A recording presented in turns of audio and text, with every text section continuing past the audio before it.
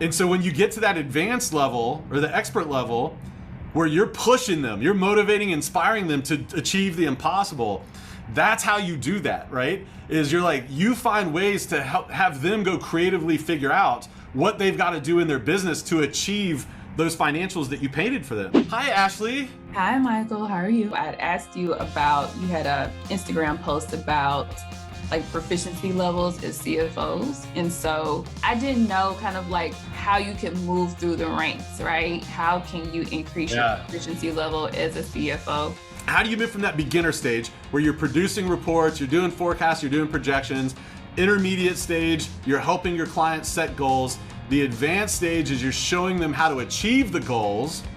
The master stage, you're motivating, inspiring, and challenging them to achieve the impossible.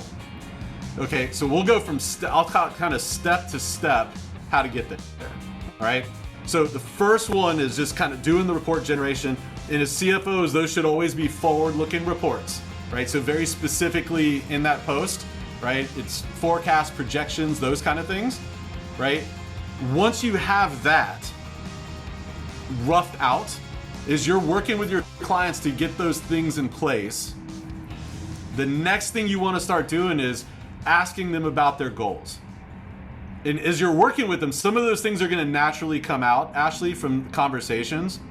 But this is typically how it goes. But specifically around that goals, and maybe that to narrow in my question, I asked about the goals, and I have the goals, and sometimes my disconnect is, all right, this is where they are, this is where they want to be. What do I as a CFO need to be doing to help them close that gap? Give me an example, and I'll walk you through how I would do it. You can just make one up or use a real one. I'm thinking about a client in particular. So she has a particular revenue goal. And so she's pretty much trying to double that revenue goal, right? So I know that that's what she's trying to do. And so we're looking at her offers, we're looking at pricing, client retention, you know, all of that. So I think like in my mind, I kind of know what she needs to do, but how do I lay that out in a story? How do I help her to figure out the things she needs to do on her side in order to achieve the goal? Yeah. Thank you for the context. That's very, very helpful. Let me start. In fact, I was about to bridge what you just said with what I was talking about before you gave me more context. So this is great. Normally when you start working with clients and asking them for goals, everybody listen to this because this 100% applies across the board. I've yet to meet a client that this isn't true for. They're gonna 99 times out of 100 give you a revenue goal. Revenue goals are really shitty goals because they're arbitrary, right? That's normally where you have to start with your clients though, because that's all they got, right? Normally we're lucky if they even have a revenue goal. But the revenue thing isn't really the number. It's a misinformed first goal, right? So I always go back to the 5 things that I talk about like during sales calls: goals, dreams, aspirations, fears, and uncertainties, right? Your client has some kind of goal, right? That's gonna move the needle for her as a person. Buy the new house, pay off her college tuition, pay for her kids' college tuition, have 2 Teslas in the driveway and be able to take trips to France 4 times a year. Right? Those are the real goals, right? What we do then, we got to get to the bottom to figure out what those goals are, the personal goals. Then we got to transform those into cash goals in the business because those goals are funded by the cash that comes out of the business. Do you agree with that? Yes. Once we understand the cash goals from the business, right? That looks a lot like the balance sheet. We work backwards through the balance sheet to a net profit goal on the P&L. Because we understand their numbers, we know their net profit margins or gross profit margins, we can work backwards through the P&L using those margins. Example, $100,000 a year in net profit. Let's say they have 20% net profit margins. That would mean they need $500,000 in revenue. You connect with me how to do that? The real goal isn't the $500,000 in revenue. The real goal is the $100,000 in additional net profit, which gives them $100,000 cash. Okay? Once you kind of weave it back like that, You can take what you know about their business with their margins, their service offerings, and everything. Now, this is where I'm going to answer your question. Your job is to show the financials that need to be true in order for her to have the 2 Teslas and the France vacations. Then you got to turn it back around on her and say, look, based on what you're doing with your services or your products, this is what it needs to look like. Go and brainstorm and come back, tell me what are 3 or 4 things that you can do to achieve those.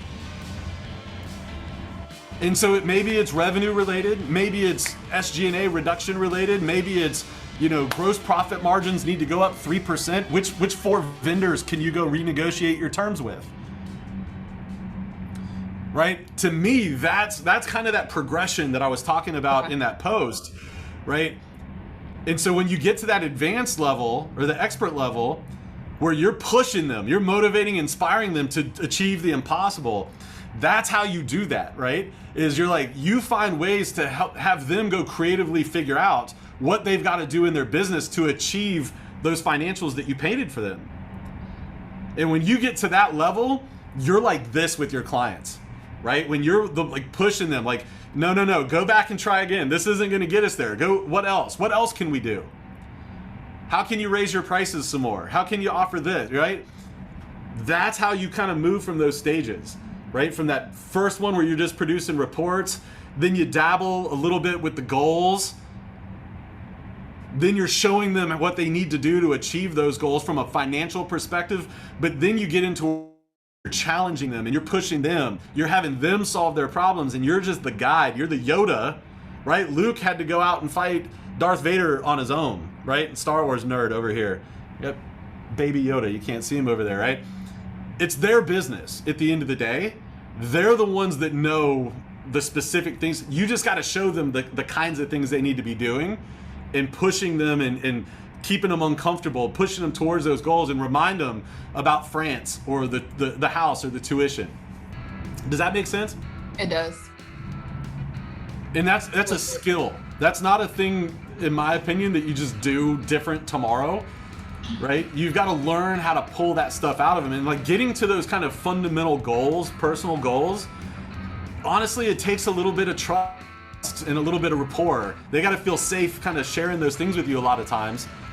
Because that revenue goal, that's an ego goal, right? That's the stuff we brag about it on the golf course if you're a guy, or at the bar with your girlfriends, right? Or in your coaching programs.